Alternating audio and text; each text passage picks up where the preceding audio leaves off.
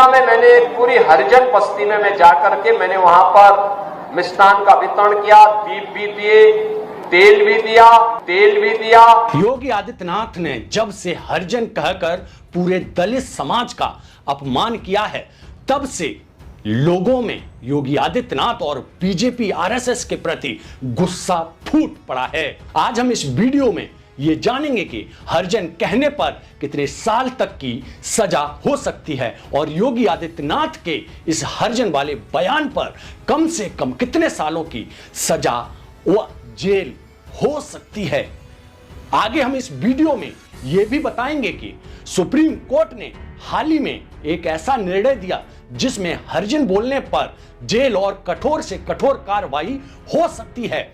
Supreme court Yogi Adityanath के इस बयान पर क्या एक्शन ले सकता है, यह भी आपको बताएंगे और वीडियो के आखिर में यह बताएंगे कि SC/ST एक्ट के तहत क्या क्या कार्रवाई हो सकती है, किन किन मामलों में SC/ST एक्ट लगाई जा सकती है। तो आप इस वीडियो को अंत तक जरूर देखें और हां, अगर आपने अभी तक चैनल को सब्सक्राइब नहीं किया है तो जरूर सब्सक्राइब कर लीजिए ताकि आपको सही जानकारी मिल सके।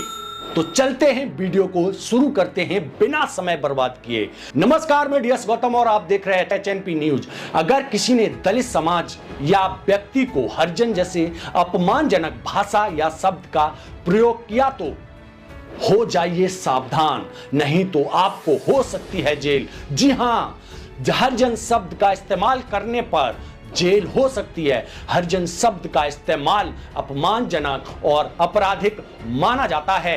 अनुसूचित जाति एवं अनुसूचित जनजाति अत्याचार निरोधक अधिनियम 1989 के तहत इस शब्द का इस्तेमाल करने पर मुकदमा दर्ज किया जा सकता है। इस अधिनियम के तहत आने वाले अपराध संज्ञेय, गैर जमानती और असुलहनीय होते हैं।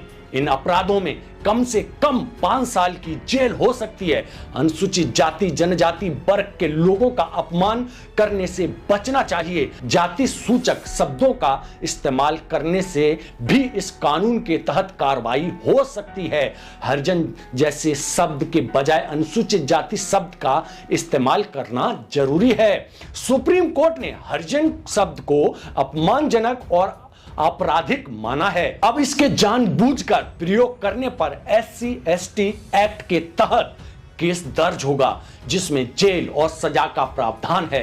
सुप्रीम कोर्ट ने इस पर कड़ी टिप्पणी की है कि यह एकता और सम्मान की रक्षा का मुद्दा है। इस आधार पर योगी आदित्यनाथ पर कई बड़ी धाराओं में कार्रवाई हो सकती है और कम से कम 5 साल तक की जेल भी हो सकती है। वहीं सुप्रीम कोर्ट का आदेश नहीं मानने पर कोर्ट की अवमानना के तहत भी कार्रवाई हो सकती है। उनका मुख्यमंत्री पद भी जा सकता है और योगी आदित्यनाथ पर SC/ST एक्ट के तहत भी कड़ी कार्रवाई हो सकती है। जैसा कि आप जानते हैं, आजाद भारत में सभी को सम्मानजनक जिंदगी जीने का हक और अधिकार है। आप हरिजन जैसे शब्द बोलकर एक समाज को अपमानित करने का अधिकार आपको किसी ने नहीं दे दिया है। जातिवादी सोच से भरे योगी आदित्यनाथ किसी हरिजन बस्ती में जाते हैं, वहीं किसी ठाकुर बस्ती, ब्राह्मण बस्ती, बनिया बस्ती, यादव बस्ती में क्यों नहीं जाते? ये सवाल आज पूरा देश पूछ रहा है। आज भी देश में जहां दलित रहते हैं उसे चमरोटी, बमरोटी, धुबियाना, पसियाना, घुसियाना जैसे नामों से पुकारा जाता है। आप समझ सकते हैं कि देश आजाद हुआ लेकिन लोगों की सोच आज भी जातिवादी मानसिकता से कूट कूट कर भरी पड़ी है। आज योगी आदित्यनाथ ही नहीं बल्कि ज्यादातर लोग इसी मानसिकता से ग्रसित हैं। हरिजन जैसे शब्द को लेकर सुप्रीम कोर्ट ने अपने फैसले में कहा कि एक देश के नागरिक होने के नाते हमें हर जाति, वर्ग, समुदाय का सम्मान करना चाहिए। हरिजन जैसे शब्दों का प्रयोग कर किसी भी नागरिक का अपमान न केवल गलत है बल्कि आपराधिक भी है। अदालत ने कहा है कि देश की एकता और अखंडता के लिए यह आवश्यक है कि हम एक दूसरे के प्रति सम्मानजनक भाषा का प्रयोग करें, लेकिन नहीं, योगी आदित्यनाथ जी तो सुप्रीम कोर्ट से भी ऊपर हो गए हैं। लेकिन मेरा आप सभी से एक सवाल है, यह सब बोलने का हौसला आता कहां से? कुर्सी से ही ना, और उनकी जातिवादी मानसिकता से ही ना। तो इसका इलाज आपके हाथ में है कि जो आपको अपमानित करे आप उसे कुर्सी से उतार दीजिए, सब ठीक हो जाएगा और जातिवादी मानसिकता भी ठिकाने लग जाएगी। ये तो सब आपके हाथ में है जनाब, क्योंकि ये पावर आपको डॉक्टर बाबा साहब भीमराव अंबेडकर ने दी थी, वोट की पावर। लेकिन आपको तो गुलामी की आदत जो पड़ गई है, फ्री के 5 किलो राशन की आदत जो पड़ गई है, इसीलिए तो आज आपको कोई भी आकर हरिजन दर्जन कहकर चला जाता है और आप कुछ नहीं कर पाते, क्योंकि आप नहीं चाहते कि आप भी सम्मानजनक जिंदगी जिएं, जो रास्ता आपको बाबा साहब भीमराव अंबेडकर और मानव साहब काशीराम और अन्य महापुरुषों ने आपकी जिंदगी सुधारनी चाहिए। लेकिन आप पहले से भी और पीछे जा रहे हैं। क्यों भाई, क्यों? ऐसा क्या है? निकलिए इन सब चीजों से। आगे बात करते हैं हरिजन शब्द पर रोक के लिए सरकारी निर्देश और अदालत का पूरा आदेश क्या है। आइए जानते हैं। साल 2012 में भारत सरकार ने सामाजिक न्याय एवं अधिकारिता मंत्रालय के जरिए सभी राज्यों और केंद्र शासित प्रदेशों के मुख्य सचिवों को निर्देश जारी किए थे कि सरकारी कामकाज में हरिजन शब्द का प्रयोग न किया जाए। इसके अलावा केरल सरकार ने 2008 में इस शब्द के प्रयोग पर पूर्णतः प्रतिबंध लगा दिया था। सुप्रीम कोर्ट ने अब इस मामले में और कड़े कदम उठाते हुए एक criminal appeal case Manju Singh बनाम ओंकार सिंह आहूवालिया में अपने फैसले में कहा कि हरिजन शब्द का इस्तेमाल न केवल अपमानजनक है बल्कि आपराधिक भी है।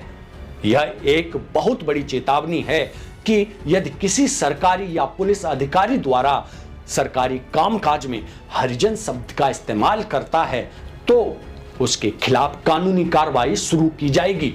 उन्होंने कहा कि SC/ST एक्ट की धारा 3(1) RSU और भारतीय दंड संहिता की धारा 295A एवं 505 के तहत ऐसे मामले दर्ज किए जा सकते हैं, जिससे दोषियों को जेल भी हो सकती है और अपराध साबित होने पर कम से कम 5 साल की सजा हो सकती है।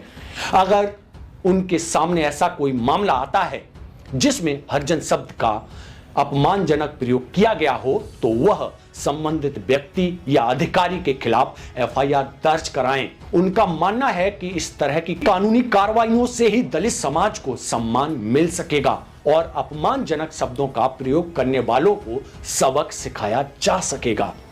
आप समझ सकते हैं, ये बहुत बड़ी बात है जो सुप्रीम कोर्ट की तरफ से बोला गया था। अब बात करते हैं उस कानून की जो संविधान में निहित है।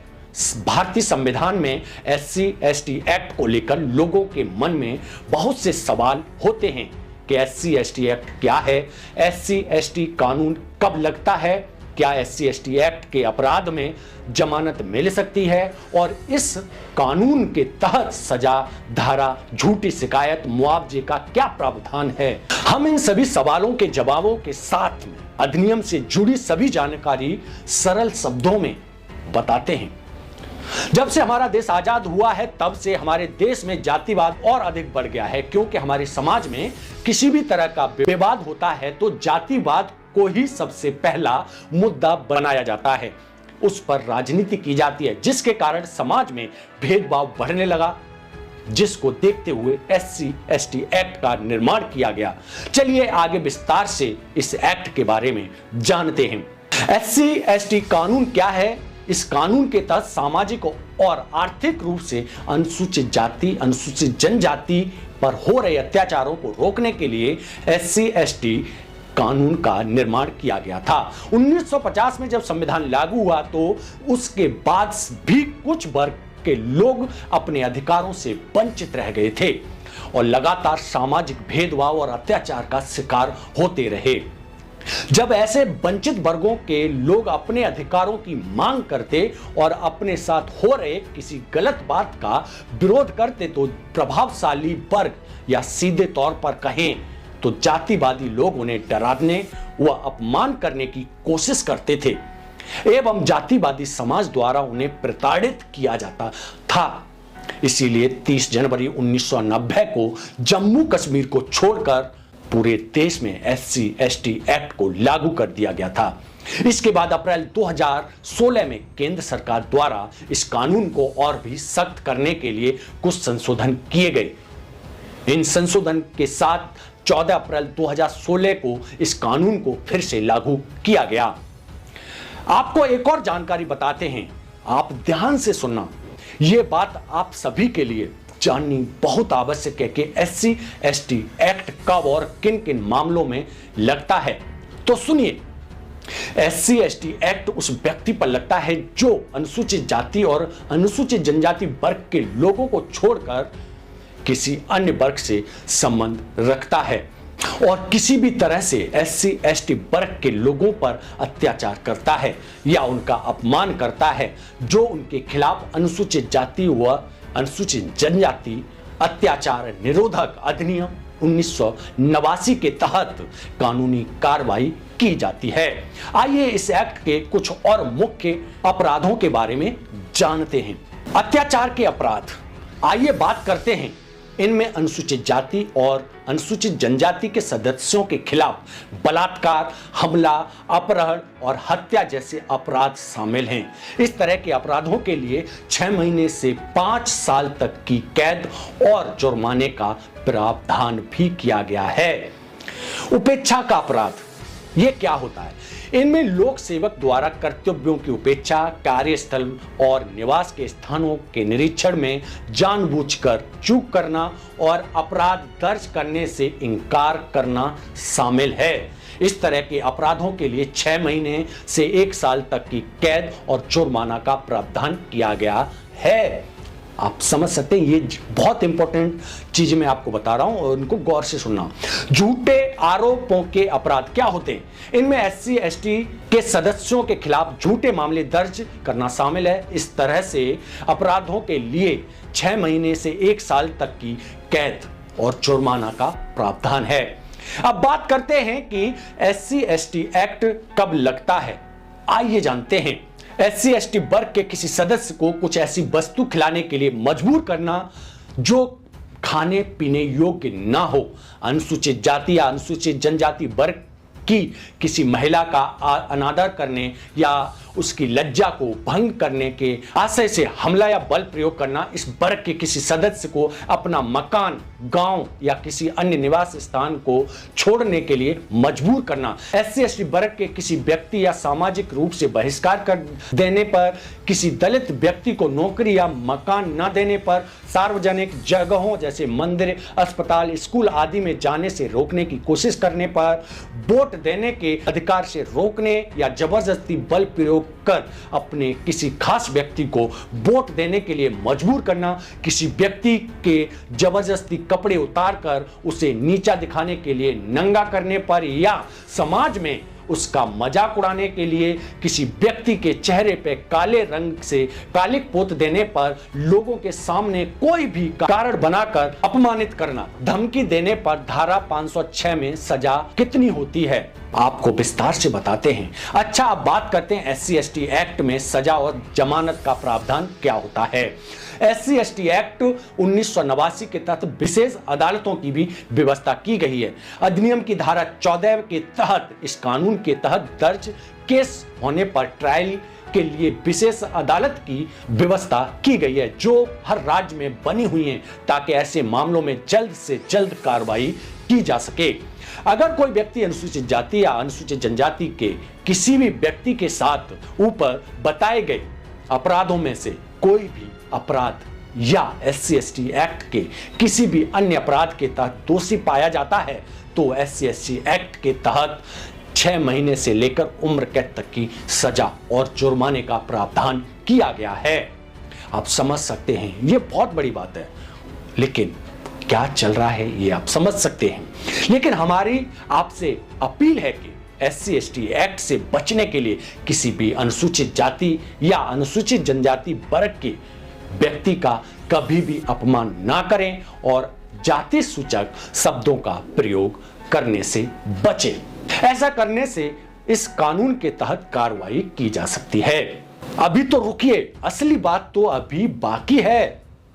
सुनिए, अगर कोई सरकारी अधिकारी किसी अन्य वर्ग से संबंध रखता है और वो जानबूझकर SC ST समुदाय के लोगों का अपमान करने की नीयत से परेशान करता है तो उसे 6 महीने से लेकर 1 साल तक की जेल हो सकती है। यदि पुलिस द्वारा किसी व्यक्ति की गिरफ्तारी की जाती है तो पुलिस को गिरफ्तारी के 60 दिन के अंदर ही चार्जशीट दाखिल करनी आवश्यक होती है। पुलिस द्वारा चार्जशीट दाखिल करने के बाद ही कार्रवाई विशेष अदालत के द्वारा की जाती है। संविधान में SC ST एक्ट के तहत मुआवजा का भी प्रावधान किया गया है। इस वर्ग के किसी भी व्यक्ति के साथ कोई अपराध होता है तो अनुसूचित जाति के व्यक्ति द्वारा FIR दर्ज कराने पर मुआवजा के तहत सामान्यतः अपराध साबित होने पर उत्पीड़ित व्यक्ति को 40,000 से 5 लाख रुपए तक की आर्थिक सहायता दिए जाने का भी प्रावधान है। अब आप ये भी कहेंगे कि ये सब तो ठीक है, सब संविधान में लिखा है, इतना अच्छा कानून है, फिर भी देश में दलितों पर अत्याचार थमने का नाम नहीं ले रहे।